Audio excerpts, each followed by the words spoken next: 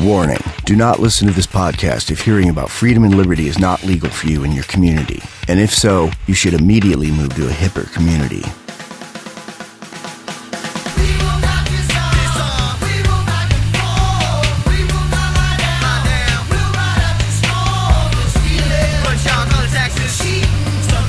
Welcome to the Freedom Fiends Podcast, a weekly web lab where Michael W. Dean and Neema Vedadi cover the punk rockinist, hip-hopinist current events, as well as timeless universal truths about life, liberty, and the pursuit of happiness, because there's no such thing as half-free. The Freedom Fiends Podcast, available from freedomfiends.com.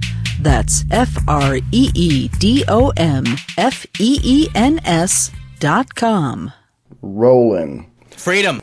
What's up, Neema? Fiends. So, Democrats and Republicans are like Crips and Bloods. It's the name of this cast. Is that the name of this cast? Yeah. Okay. Well, why don't you explain yourself, other than the blue and red? Well, actually, it was something that I heard someone on CNN. It was an interview with a union guy in Wisconsin who was complaining about, how people weren't doing his bidding, basically. But he was wrong in what he was saying. He was like, well, they're all just screwing me over and not giving me my government teat. I think there's a distinction here, though. I think maybe people, on the streets, like the lowly gang members, the normal Republican or Democrat, they're more like the Crips and Bloods. I think the establishment types are more like pro wrestlers, where they fight against each other and have this high drama about debt ceilings and grand deals and bargains, when really they're just pushing the same old crap. I think they're professional wrestlers crossed with, like, drug cartel leaders. Yeah. Gang members at that level, where they, Pablo Escobar. Pablo Escobar, yeah. Yeah, that guy, invented narco-terrorism. And he was part of the government, too. He was part of the Congress there for a while. Yeah, I could see that. There's not much of a leap. In fact, a lot of people have done research and written books on, Bush and Clinton family ties to drugs, and how, they want to perpetuate the drug war because it's a cash cow, like we explained in our movie. Yeah, that's how a lot of people make money. I don't really have much to say about the debt collapse threats that are going on, other than I agree with you that it's just, shell game to divert from what's really going on. We'll just talk about what's really going on.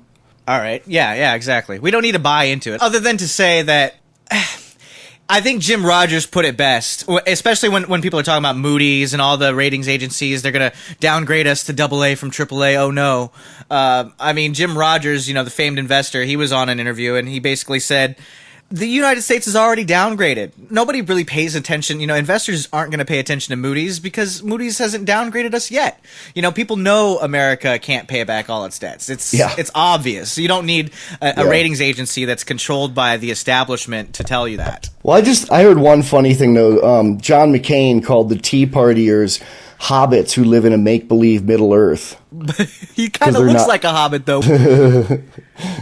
The Tea Party, they're trying to make an effort, but it's like, what they really need to do if they wanted to fix the debt is just get rid of the DEA and the ATF. That would go a long way. Well, it's all these half measures. I like, Ron Paul's idea of just defaulting on all the fake money the Fed printed. They had no right to print that money in our name in the first place. They have no right to devalue our dollar like that. Just call that all the bull crap it was and liquidate it. You don't even have to liquidate it. You just say this was fraudulent. These debts don't exist anymore. And then you do away with the Fed. A friend of mine got kicked off of this Facebook group called Tea Party Patriots for mentioning Ron Paul. Yeah, and that's disgusting. And I think that brings up a good metaphor I saw in your notes for what the Tea Party's become. Related to punk rock, go ahead and give us that metaphor. What's called the Tea Party now is like the original Ron Paul Tea Party it sprang out of and got corrupted from, in the same way that Avril Lavigne is punk rock compared to Black Flag. Exactly, yeah. The Tea Party now is just... And, I hate to say it because it's not really an organization, but I think Sean Hannity's Tea Party and Rush Limbaugh's Tea Party and the Tea Party that you hear of in the mainstream media, that is Avril Lavigne, and Ron Paul is Black Flag. Yeah.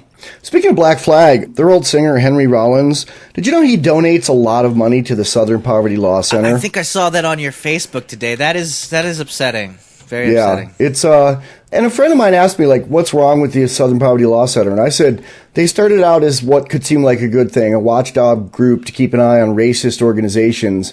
But as they grew in power, they started to add non-racist, non-violent constitutionalists and libertarians like Ron Paul, Sheriff Richard Mack, and Judge Napolitano onto their lists of scary people to keep an eye on. They paint non-scary people with a scary brush. Basically, if you believe in the Constitution, the SPLC considers you on par with violent neo-Nazis. And I think they did this as partly as their personal agenda. They're really, really far left and really statist and really, the government will fix everything. Well, they really are, and I think they think that government's the only way to fix racism, and they look at things like the civil rights movement falsely, and they think that the only savior for the minorities is the government, when, as you can see from the stats these days, what the governments have done to minorities, even in the other direction, as far as affirmative action and handouts, has hurt the black community and the Hispanic community more than anybody thinks it has. It's hurt them tremendously. Absolutely. And I think that the SPLC also just expanded their scope to get more donations. They got $84 million in donations last year. And they've also become an NGO, a non-governmental organization who helps the DHS with suggestions of who to go after. So they're basically a bunch of busybodies who put people who are no threat to anyone on watch lists to be f***ed with and have their civil rights violated. And they go after Ron Paul because some racist people like him. And I think that means nothing. It's like the Unabomber was a fan of Al Gore and had one of Al Gore's books in his shack. Does that make Al Gore like the Unabomber? No. Yeah, guilt by association is nonsense. Maybe Al Gore is like the Unabomber. Well, they both want to use violence to supposedly protect the environment. Yeah, I think that's the most important distinction to make in any issue, is you look at who's trying to use violence and who's not. And I think the core libertarian principle is nonviolence. And that's, Lou Rockwell wrote an article recently basically saying that we're really the only game in town with that. I mean, every other political philosophy, it seems, accounts for violence in certain circumstances other than self-defense.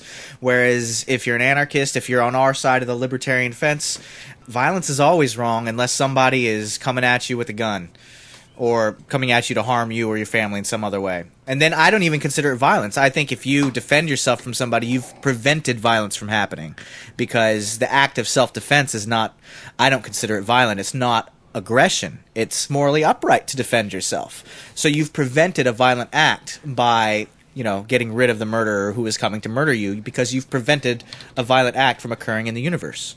Worms to your mother. Exactly. Not your mother, but I'm about to see my mom. She's picking me up from the airport tomorrow. Excellent. She's a freedom fiend. She is a freedom fiend. My mom, God bless her heart, she listens to and watches, and she follows me. It's very supportive. I love her. Love you, Mom. In fact, hasn't she called in on radio interviews we've done before? Yes, she has. I love it. I love it. Yeah. And that's slightly embarrassing to you, but not anything about her, just because it's like, Mom, I'm trying to be a cool freedom fiend, Mom. I'm trying to be a cool freedom fiend. And then she calls in and talks about how cute you were as a little boy and how you've always opposed authority, even as a little kid. Well, I have. So I want to do a shout out to the House of Madness in Sydney, Nova Scotia, who... It's like a coffee shop in someone's home, like a hangout center and private library, and they play Freedom Fiends there. That is awesome. And they want to show our film. Oh, well, we should totally let them. They should have a viewing. I will totally, I'm working on it. We're still working on trying to get something in Czech Republic. Both of the things that I was working on fell through, but we'll find something. Yeah. We should get it shown somewhere here in the Northwest, if possible, too. Well, I guess I could do work on it. Yeah, I could do some legwork. I get off my ass and do something about that. Get Chris Novoselic to show it. Yeah, actually, one of my colleagues at the news station, she's a new girl, and she was listening to our cast and said it made her burst out laughing out loud in Barnes & Noble when she was listening to it. So we've got... She was listening on earbuds, it wasn't being played over the speakers. No, at I doubt Barnes & Noble would It should be. Yeah. I have trouble finding Judge Napolitano books in Barnes & Noble. So, I mean, they're there. They're just always hidden behind a bunch of Sean Hannity books or something. So, 3,700 post offices are slated to close, yet it's still illegal to compete with the post office.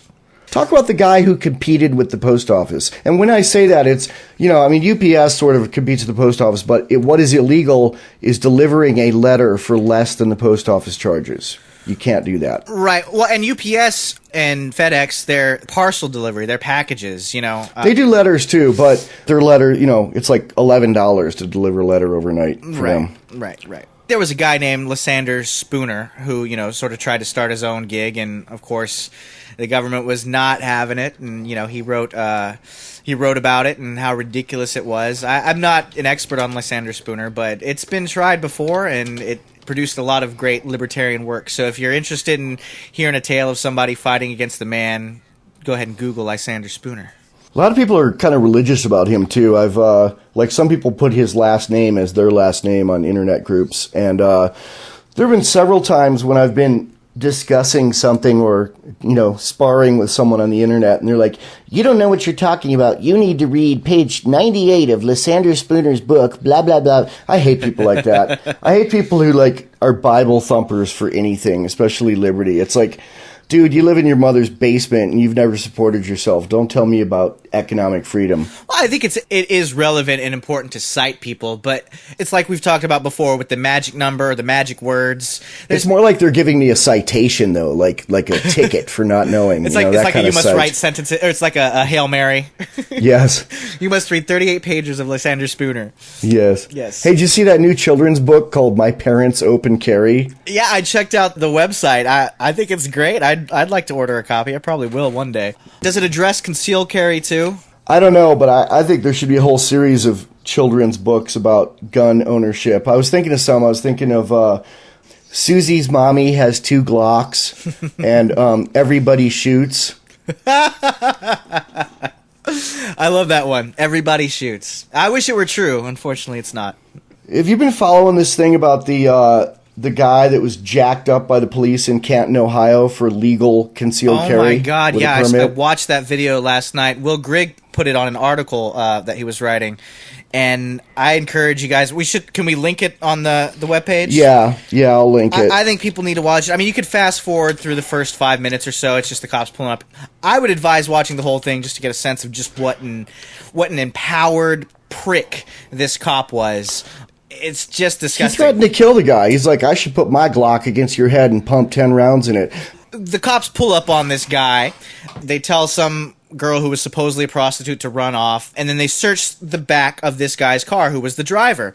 They don't even address the driver at all, and he's just sitting there politely while the cop searches. Well, they kept interrupting him too. I mean, when they finally do address him, he comes up and the guy says, "I have a carry, I carry," and the cop's just yelling at him "Get out of the car!" So he was trying to express that I have a carry permit, I have a gun. Ohio is a state where you are legally required to tell a cop if he pulls you over or stops you on the street and you have a concealed carry permit and you have a gun.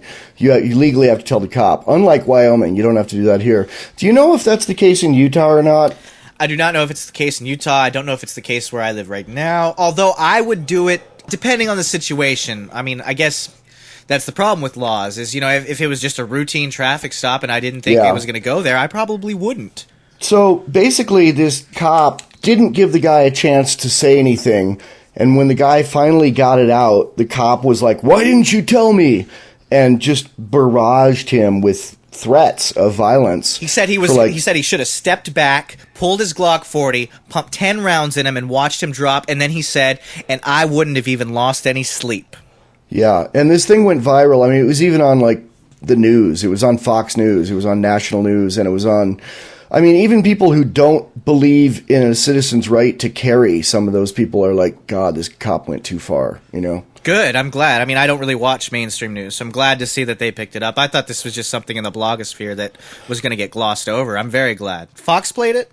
There's an audio clip on YouTube of I believe it's the head of the city council in Canton, Ohio, responding to that and just really anti-gun and basically saying, the cop was totally in the right, and and he was complaining that he'd gotten calls from out of state complaining about that because there was kind of hey, everybody should call this idiot. I did want to make a comment reflecting the out-of-town emails that we have all received from people who do not live in this community do not know our police, do not know the firefighters, do not know our public servants, our employees, know nothing about the city of Canton.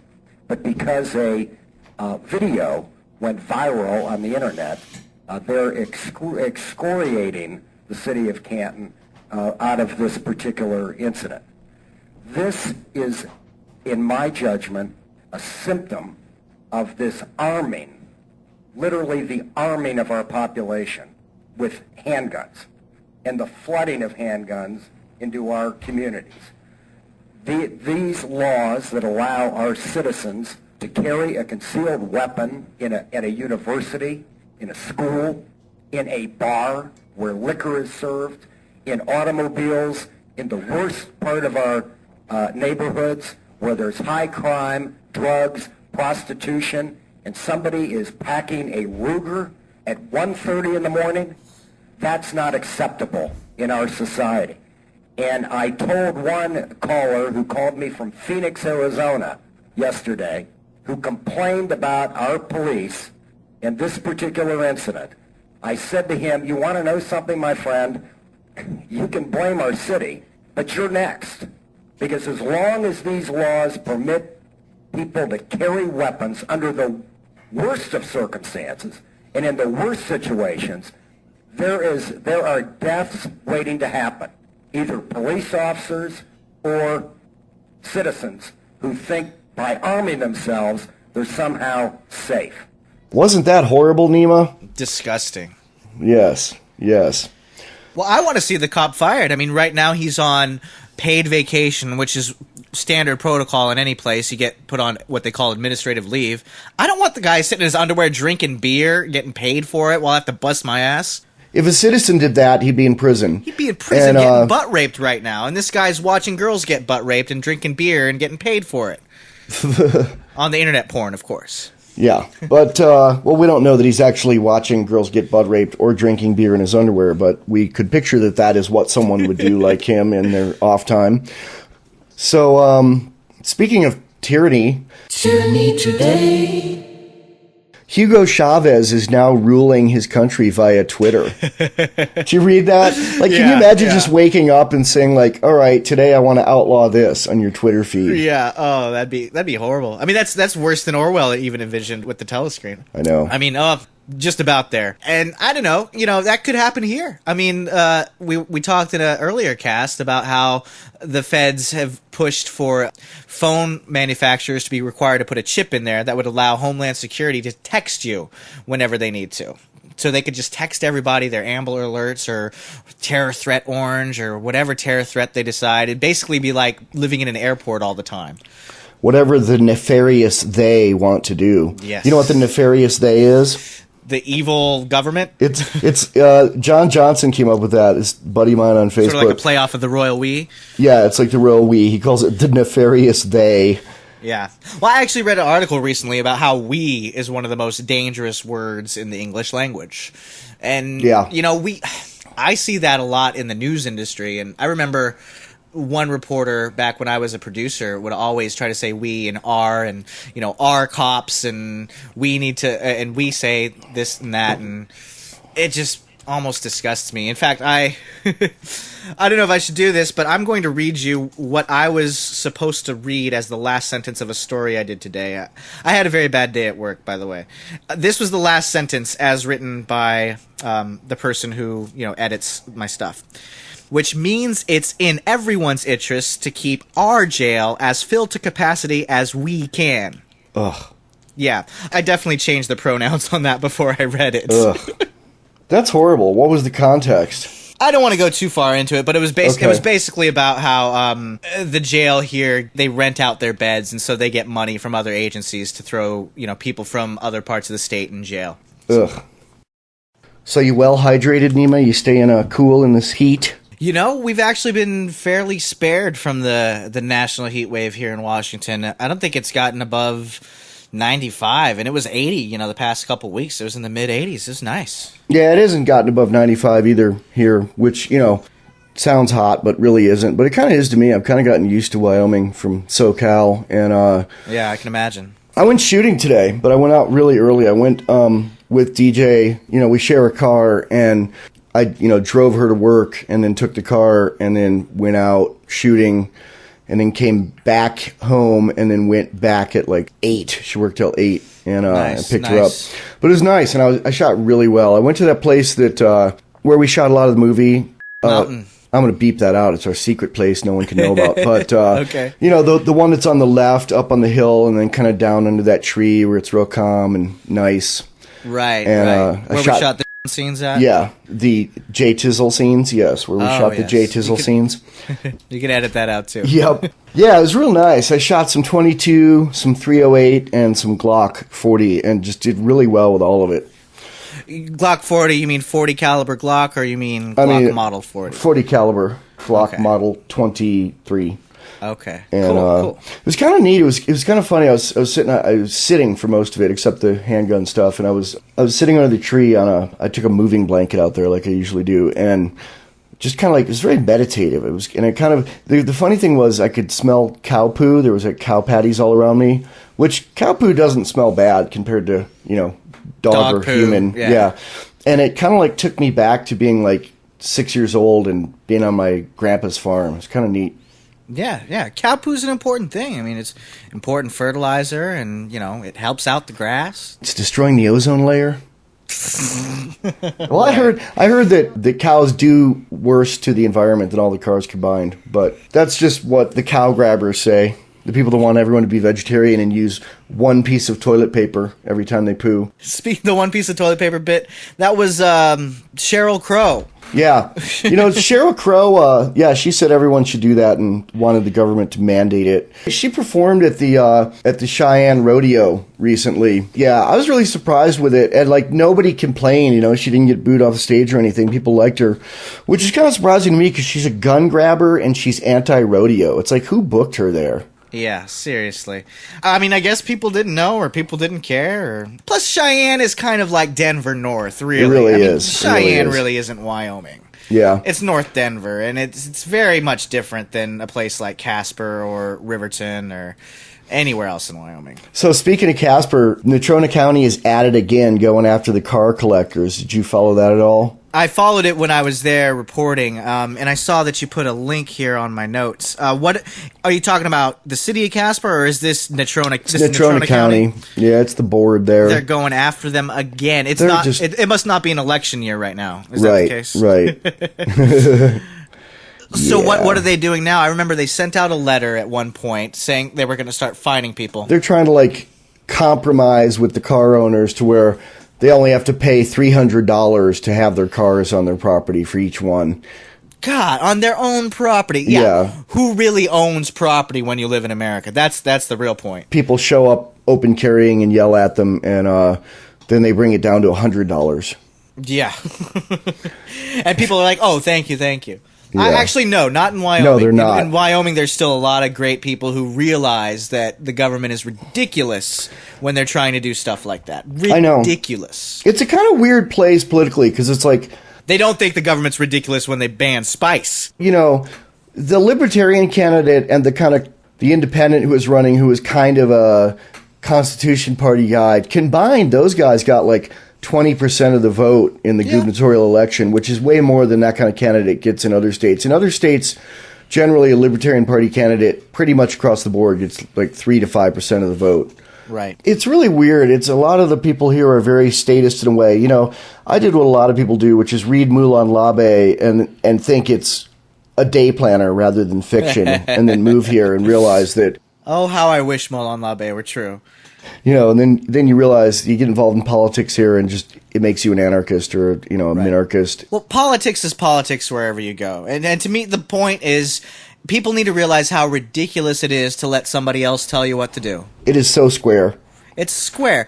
Why do people think that that's a good thing to have somebody else tell you what to do? I never understood that ever. Well, because they believe the lie that they are represented, and it's how can 500,000 people be represented by 90 people when there's 500,000 different opinions? Not only that, but what is the logic in delegating the duty to make decisions to somebody else? What is the logic? If that's my plea is, I want somebody to be my representative, so that they can tell other people to tell me what to do. That's even worse. Why don't you just tell yourself what to do? Why don't you just make your own decisions? I think a lot of it is laziness. There are people that go through life and they don't want to think about everything. They just want to float. Well, technically at this point, with the internet, you could have direct democracy, which, I don't think would be an improvement because democracy is 51%, can tyrannize 49%. But, really representatives are passé. They existed in a time where, it took 2 weeks to get a letter across the country. And now it's like, why do you need representatives? Why not just have everybody vote on everything? You don't. And the other thing I've noticed, and anybody in the news media who knows anything will probably back me up on this. Whenever there's public meetings, whenever there's public input for some new law they're trying out or some new thing they're thinking about changing or some tax hike, they don't care about the public input. They'll have their meeting. Well, we've talked about that. I forget the name of it, but there's a technique that's used to spin that, and they even use plants. I think they might even be past that at this point. I think at this point they just have the meeting to let people vent, and then they don't take any of it into account. Boston Tea Party said in one of his books that if they ever have a constitutional convention to repeal the Second Amendment, they'll probably do it online instead of all showing up at the same place. For doing it. Right. Which is what Jefferson would do in that situation probably. But, if you mention Jefferson, you're a terrorist now, so we should be careful. You can't quote the Founding Fathers. There's a line in a Red Armor Wyoming song, the country was founded by guys who are really pissed, but now if you quote the Founding Fathers, you're called a terrorist. Yeah. Let's talk about this shooting in Norway. I'm surprised it took us half the cast to get there. Well, it's kind of getting to the point where we have so much backlog of notes, and we just, we can ramble on for 10 minutes on one sentence, to where we have stuff that's like breaking news that we haven't even covered from like 3 months ago down this list. Right. We have this list that I work on every week, and sometimes you add stuff to it, and I send it to you a couple days before we do the cast, and then I usually add some other stuff that you don't even get to see, and I just spring it on you. And it's like a 9-page document, and we only ever get to like 2 or 3 pages of it, and then add more. So also because we come up with stuff that we've heard and didn't put on the list. It's we really need to go. Freeform. We need to go twice a week, but we don't have the time to do it. We'd have to make money to do that. So if you make donations, if you go on the website, I'll make a suggestion. If we get $100 worth of donations in the next 10 minutes, we'll do 2 casts one of these weeks. There you go. Or for every week we get $100. There you go. For every $100 we'll put in an extra cast. There you go. Yeah, I like that. Pay us, bitches. And, it's not like we need to be paid to do it, but it's like we need to be paid to have the time to do that. Because this takes me about 7 hours to edit each cast and the research we do on it. And, we're both busy guys. Yeah. And, it's stuff we think about all week. So Norway, yeah. We've been teasing them with the Norwegian, and I guess we ought to get to it. So what were your first thoughts when you heard that Norway was attacked? Did you go it must be Muslims route like a lot of people did here?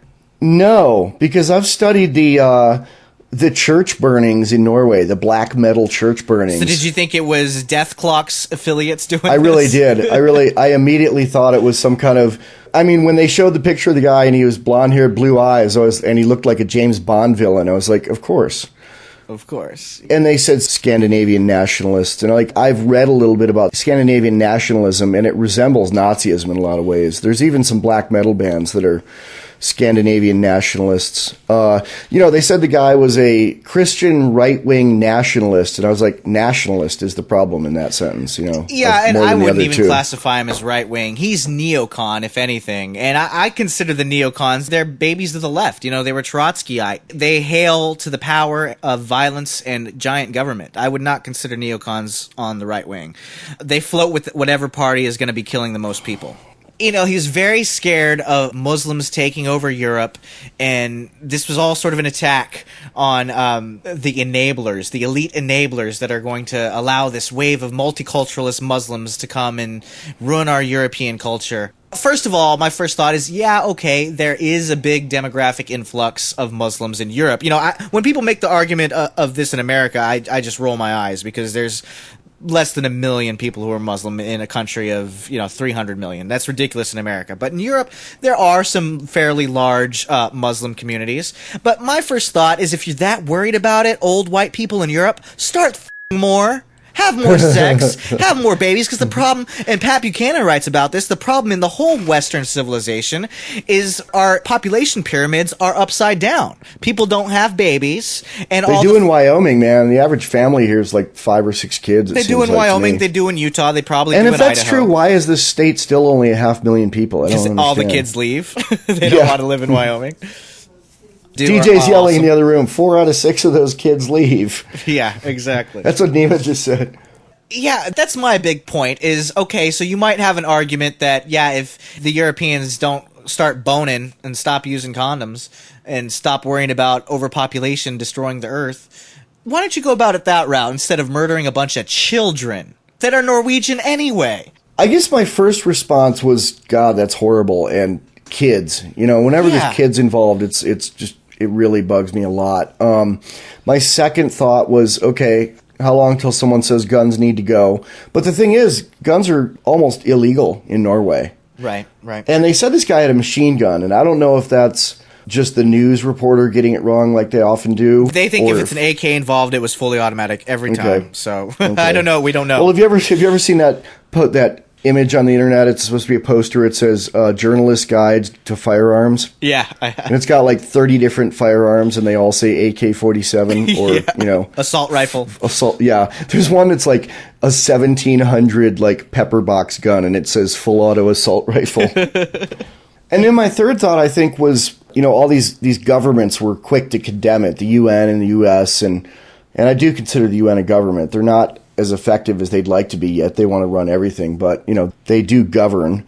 And I was just thinking, like, all of these governments that are condemning this do much worse all day, every day, and have throughout history. Obama's killed more kids in Libya and Afghanistan than this guy did in Norway. Yeah, all day, every day, like 50 Tyson. Yeah. Exactly. Obama's trying to catch up with George Bush with his warmongering, it seems like. Well, I think he might have surpassed him. Or he's well on his way. But yeah, I think that's the point. They don't have the state sanction. I mean, neocons cheer all day long for the government to go out and murder Muslims and murder kids and murder whoever is not bowing before the altar of Obama or Bush or whoever may be in office. And a lot of those people are people who claim to be in favor of small government, too. Yeah. Which is really bizarre. And they're also people that wouldn't go fight themselves. I do agree with you of the thing of, like, people sending the kids to go fight in a war. Right. It's the same thing with gun grabbers, too. It's like gun grabbers want guns taken away forcefully, but they want to send someone else's son and daughter to die to do it, Yeah. I don't know. This Norwegian thing is just horrible. And again, I think we have to bring up the point that no matter what you believe, if you believe that violence is the way to get it, you're wrong. The guy did look like a Bond villain, though, didn't he? Yeah, he totally did. He looked like a certain Bond villain. I can't think of what movie it's in, but yeah. I'm not sure. Also, I heard he dressed up like a cop when he went to the children's school and said he was there to check on their security because of the bombing. But I heard an interview with one of the survivors, and she said, like, we knew he wasn't a cop because the cops don't have guns here. The other thing is, actually, this was my first thought when I was watching it. Me and my wife were eating lunch, and it was on the TV in the restaurant. My first thought was, how come nobody on that island had a gun to fight back? Yeah, that was my fourth thought. And really, I mean, I carry my gun damn near everywhere I go, and I hope I never have to use it. But if something like that happened, I mean, that's part of the reason I carry. And how come someone didn't even tackle him? I mean, there have been mass shooters stopped by people who did not have guns, too. But I think that in a country where you don't have weapons, it's like self-defense is just not something that comes to mind. I mean, the kids jumped in the ocean like lemmings to try to get away. Right. Well, you're taught to cower. You're taught not to fight back. It's like in some schools, they say you're going to get in trouble if you fight back. If somebody comes and fights you, it's like the government self-defense class in our movie. It is exactly the government self-defense class. That was brilliant. You made that up. That was really funny. All right, thanks for coming back for the second part of this class. Again, my name's Timothy, and I'm from the government, and I'm here to help you. we are now going to assume that I'm going to be the bad guy charging at you, and I need you to take the defensive role we went over. Are you ready? Yep. Good job. Well, actually, I was inspired by my little brother, and I don't want to go into it too far, but... Why? Well, when I used to pick on my little brother, he would always cower into a little ball because he knew he couldn't fight me back, and I would always call that his special move. I'd be, like in Street Fighter, they have special moves like fireballs and hurricane kicks. His was curling up in a ball, doing the hedgehog, doing the hedgehog. Yeah, so. I don't know. I guess that's my big argument for... I haven't seen the gun control people come out on this yet. Have you? I don't know if they're waiting till some point, but... They're probably writing legislation for the UN. Yeah, but the point is, it's Norway. It's a country that's not like the U.S. And even the U.S. has, more gun restrictions than I can co-sign, or I wouldn't get on board with any kind of gun restrictions. And here in Norway... where I would get on board with... not selling guns to really deranged people. I don't know if that should be something the government does or people do, but...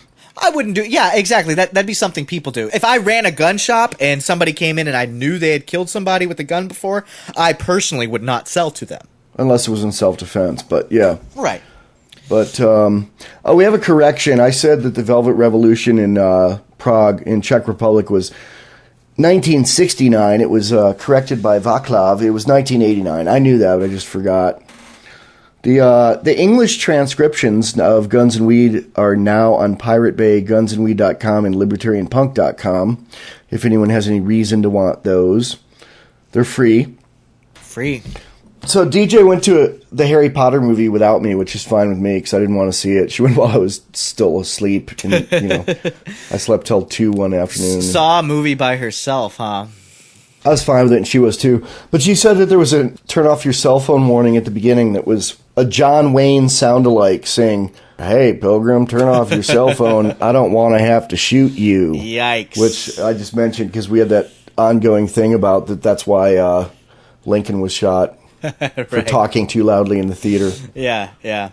So speaking of movies, you ever seen Ocean's 11, 12, or 13? I think I saw 11, but all I remember is a blur of cheesy action or whatever it was. I have a problem with some movies because I don't like cheering on someone who is a thief, Yeah. Yeah. But I actually watched Ocean's 13, and I was able to justify it with my libertarian morality, basically because they're robbing a casino.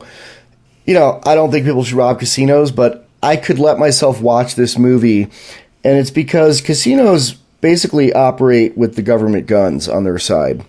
How so? That whole thing about outlawing internet poker is something that they put through, and actually Harry Reid had a lot to do with that. Harry Reid put through a bill to try to legalize online poker, but give a monopoly to the American casinos, to the Nevada casinos in his state. And when that didn't go through, the powers that be went and just shut them all down. Yeah. Okay. I can see that. Well, were they stealing from a casino that had a lobbying firm? I don't know, but this casino basically had its own government. A lot of them do. I mean, they have their own police force, their own investigators, their own spies, their own governments. Well, I don't know. Which if those in a are libertarian paradise, we'd be fine with that. Those are just private security forces. No, it was the casino guys that is evil in this. Okay. And there's actually kind of a Robin Hood component to it, which I never liked the morality of Robin Hood, socialism. But maybe it's not in a situation where, it's people robbing from kings to give to paupers when the kings are oppressing the paupers to the point where they're starving. But this was a thing where, they were trying to steal, $1 billion in diamonds that were on display in the casino. And to create a distraction, they rigged all the machines and card games and dice games so, everybody started winning at once. Okay. Well, I haven't seen it, and I know we review books that we don't read, but I don't know if I want to review Ocean's 13 without seeing it. So, fatal police shootings are on the rise nationwide. That doesn't surprise me. What are the stats? I didn't get a chance to look at them. I think it's partially got to do with just cops being more tyrannical. I mean, I don't condone it, but I'm not surprised. They're up 14% despite decline in violent crime. Ah, right. Why do you think that is? Why police shootings are up? Mm-hmm. Well, I think the mentality, the militarization of police. I mean, every small town has its own SWAT team. Cops are taught that officer safety comes first. I was in a sheriff's office today, and in their mission statement, the number one rule was officer safety. And that's sort of their mentality, is no matter what, don't let yourself be hurt. And they take it to extremes.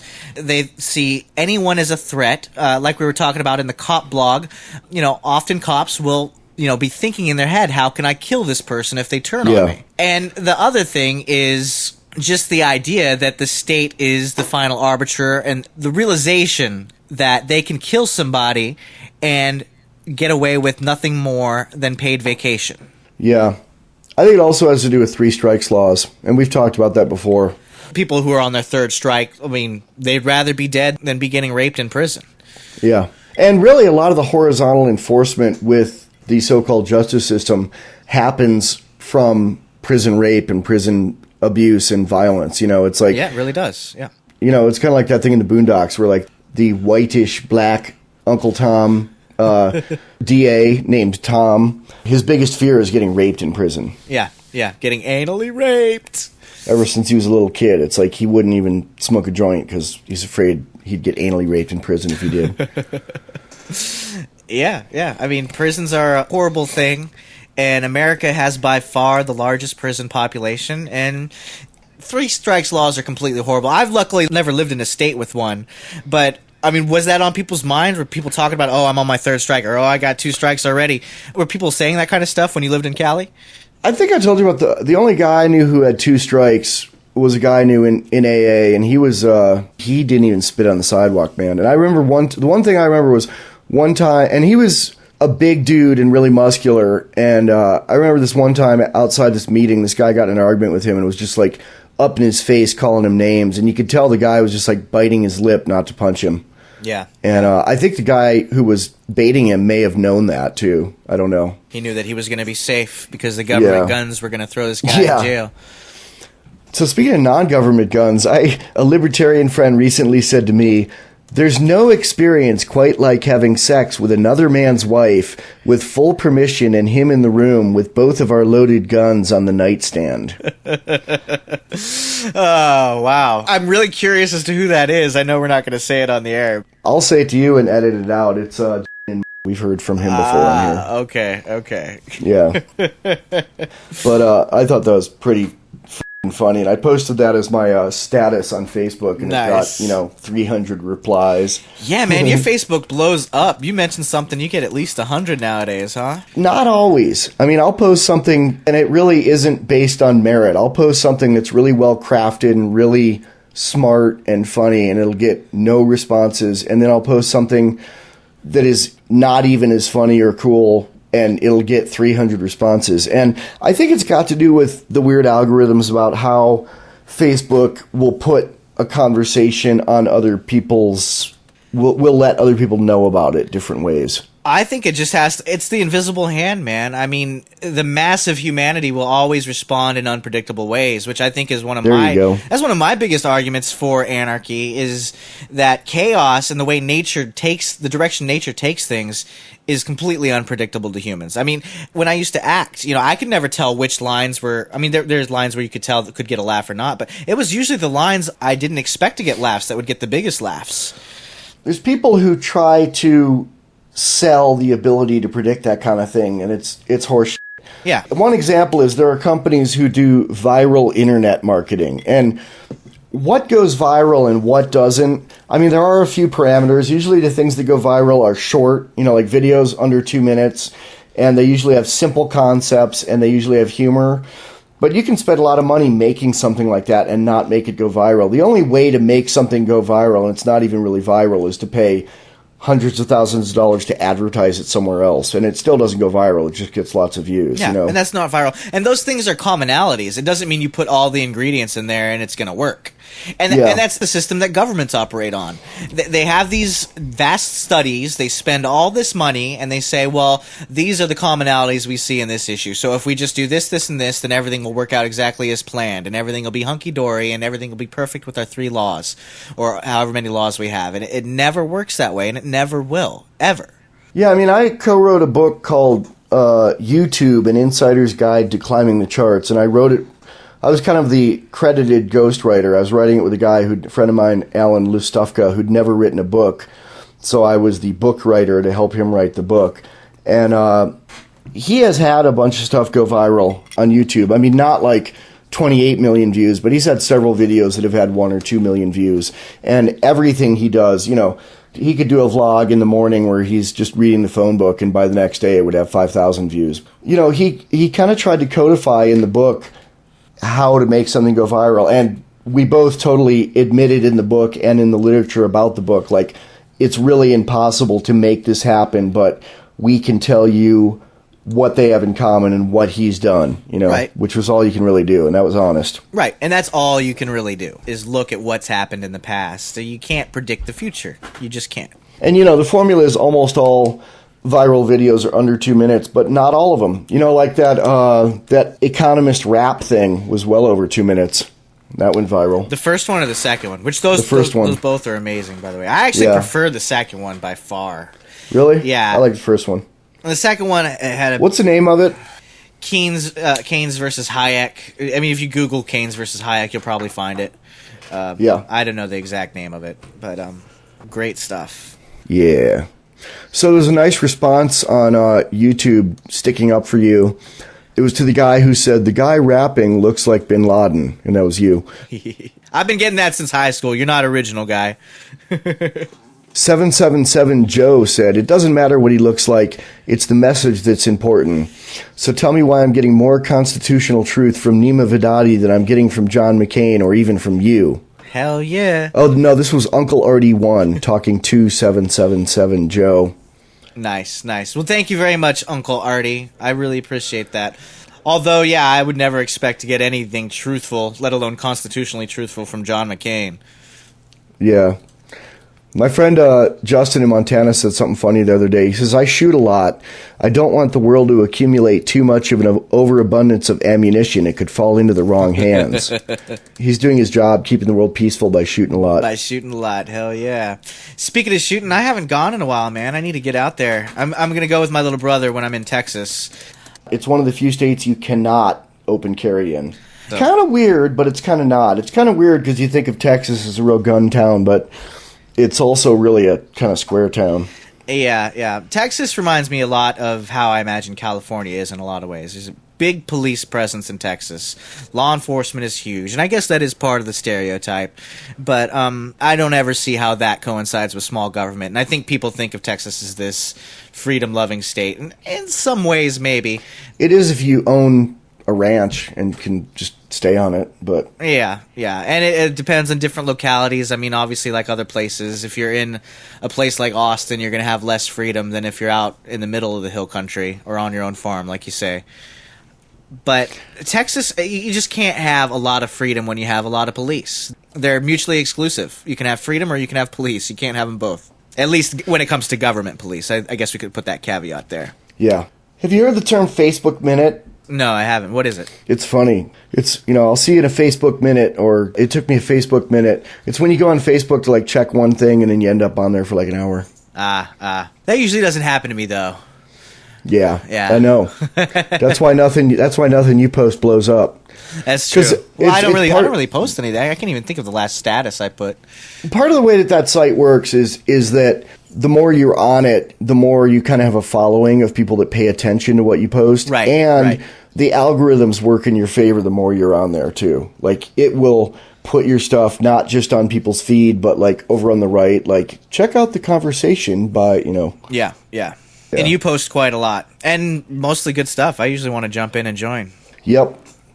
So, Thomas Jefferson on patents. You want me to read it? Okay, I'll just read it. If nature has made any one thing less susceptible than all others of exclusive property, it is the action of the thinking power called an idea, which an individual may exclusively possess as long as he keeps it to himself. but the moment it is divulged, it forces itself into the possession of everyone, and the receiver cannot dispossess himself of it. Its peculiar character, too, is that no one possesses the less, because every other possesses the whole of it. He who receives an idea from me receives instruction himself without lessening mine, as he who lights his taper at mine receives light without darkening me. That ideas should freely spread from one to another over the globe for the moral and mutual instruction of man and improvement of his condition seems to have been peculiarly and benevolently designed by nature, when she made them, like fire, expanse over all space without lessening their density in any point, and like the air in which we breathe, move, and have our physical being, incapable of confinement or exclusive appropriation. Inventions, then, cannot, in nature, be a subject of property. I think that's beautiful. Yeah. Basically it sounds like he was not in favor of intellectual property laws. No, and that's the same argument we made last time in our, anarchist discussion of IP. Stealing and copying are two completely different things. And like Jefferson says here, I think he puts it beautifully. Once an idea is out there, you can't own it. It's impossible because you can't own the contents of somebody else's mind.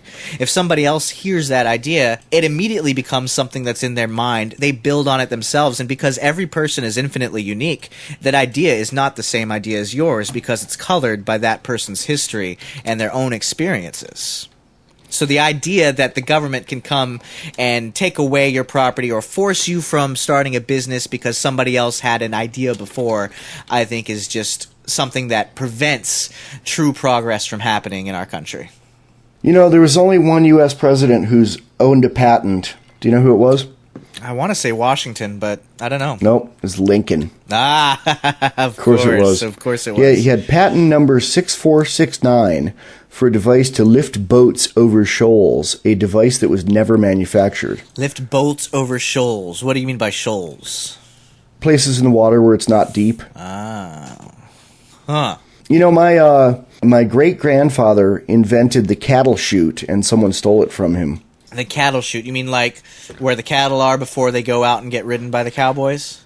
No, it's basically a thing for sorting it. It's a narrow like a pathway. fence on each side, so only one cow can go at a time, and then there's a door that goes two different ways to two different chutes, and one's like to the slaughterhouse and the other's like back to the pen or whatever they want to do whenever they sort them. Yeah. They use a cattle chute. And my great-grandfather invented that, and some guy stole it from him and made millions and millions of dollars on it. Yeah. Well, he didn't steal it. There you go. He copied it. He copied it, and, if your grandpa had patented that and then never done anything because he never had the inkling to, the world would have been short that invention, and we would have all been poorer because of it. Yes. I mean, to me, hip-hop is a perfect example. I've probably talked about this before, but, I mean, imagine how much greater music would be and how many more artists we'd have out there if, anybody could sample anybody and put it out there on the web for free and didn't have to worry about getting lawyer letters or anything like that. I think you'd have more than just Kanye using all the good samples. I mean, now the only people that can make really great sampled music and have it be put out there are people who can afford the thousands or millions of dollars to pay the giant labels to clear their samples. So as a result... Yeah, there's a lot of stuff that isn't like that, though, that's great, too. I'm not... Like our stuff. Well, totally. I'm not saying you need to sample to have great music. I'm just saying in that genre and in that sound, you have not a monopoly, but you have a restricted field because only people who can pay these samples to be cleared because of the government manipulation of the marketplace, they're the only ones who can get out there. I mean, it's basically Kanye and people like him who can come up with that sound now. I can't make a song like that and try to sell it because I'll get a lawyer letter. I sampled on my Right Arm of Wyoming record. I'll play a little bit of each of these in here. It's on the song Redistribution of Theft, the drum beat that's all the way through it. Redistribution of theft. Watch your country die. Redistribution is theft. While you just stand by. Stop stealing from me. Is a sample of Tony Fagg from my band Bomb playing drums at the beginning of a song called Vagrant Vampires.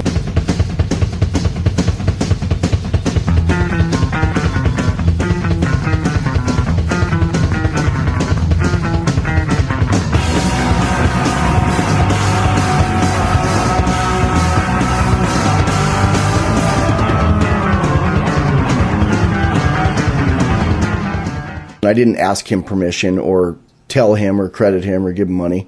Good. Well, he owes me a burrito from 1986. Nice. and he knows it. Like, there was a time I bought him a burrito, and he said, I'll pay you back. And it kind of became a running joke of, like, for years, of, like, when are you going to pay me that $4.20 for buying you lunch? Fair and he's enough. like, later.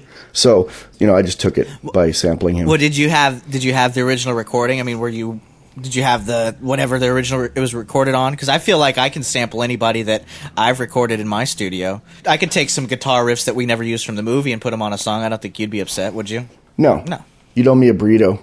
I don't think I've ever seen you eat a burrito. There's no good burritos in Casper. I know. I used to live on burritos in L.A., man, and San Francisco, because they're great there. When I lived in L.A., before I met DJ and we moved in together, I used to live in this little cracker box apartment in Echo Park, L.A., which is where most of the Shield takes place. Kind of the hood. Yeah. And there was a burrito place that was great, like 1 block from my house, and they had like $3.25 giant chicken and rice and bean burritos. And pretty much every day, I could only afford to eat like one big meal a day. And I would go get a burrito and bring it home and then sit on my back porch and share it with my cat, Charlie. Nice. The Charlie I know, right? The Charlie, I've had Charlie for 10 years. Nice. So let's close up with reading these reviews of Ray Nagin's self-published book. Remind people who Ray Nagin is. Ray Nagin, we talk about him in the movie. Lou talks about him in the movie. He's the gun-grabbing mayor of New Orleans who, during Hurricane Katrina, he had the National Guard and the local police go door-to-door and confiscate people's guns. He self-published a book called Katrina's Secrets, Storms After the Storm, Volume 1. Like, there's going to be a Volume 2. But read some of the Amazon reviews. Okay. What an amazing piece of fiction. Nagin, who ruled over the most corrupt administration in a long time in New Orleans and who is an avowed racist, has made up a fascinating fairy story. I know, the book's supposed to be nonfiction, but everybody basically says it's all made up. One of the reviews was just one word. It was delusional. Yeah. And this is one of the worst books I've ever read. Ray Nagin should be ashamed of himself. What a load. The next one, self-published for a reason. It's like, it must be really bad. And here we're reviewing a book we haven't read, but... Well, we're reading other people's reviews. That's a bit different. I mean, that guy could get a book published on a major publisher, Yeah, he could. Unfortunately, if you've been part of the tax-eating, evil politician class, then yeah, you can get a book deal. People worship you. A certain class of people always will. Yeah. Ray Nagin is a racist piece of trash that is attempting to rewrite history with his self-published filth. As mayor, and now after, he is a self-serving sleaze. The only thing this book is good for is toilet paper. Which you might need if you're in a disaster and Ray Nagin is the mayor of your city. There you go. Save it for the next hurricane. Yeah. Well, I think that's all I got. You got any more, brother man? No, I'm chilling. Just wish me well in Texas. I'm about to go see my peeps down in the beautiful state. It is a beautiful state. I know we hate on the police there and the government there, but Texas, as far as the people and the land, that's the place I want to be. So Worms. I'm going to enjoy myself. I'm going to chill by the beach. Going to go eat at Beano's on the beach in Galveston. Gonna chill at the beach house in LaPorte. Oh, man, I'm going to have a great time. Word to your mother. Yeah. Tell your mother she did a good job with you. All right. All right. I will, man. Later. Peace. Peace.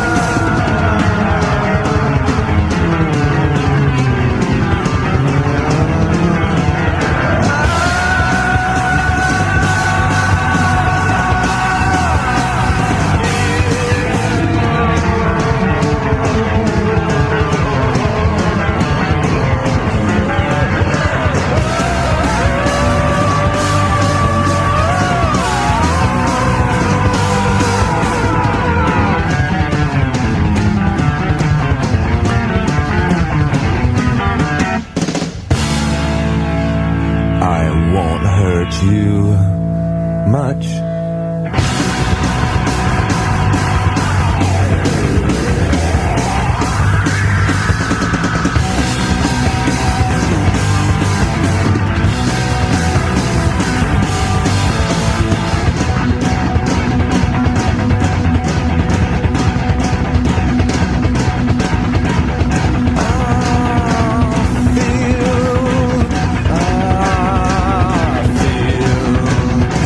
feel your fingers pushing on my heart. There's a nigga cry, shaking me, shaking me, shaking me, shaking me, shaking me, shaking me, shaking me, shaking me, shaking me, shaking me, shaking me, shaking me to the feel. Paralyzed by your embrace, I scream. Scream prayers for yesterday. You really are what you eat. You're a big fat cow following your baloney gun to any.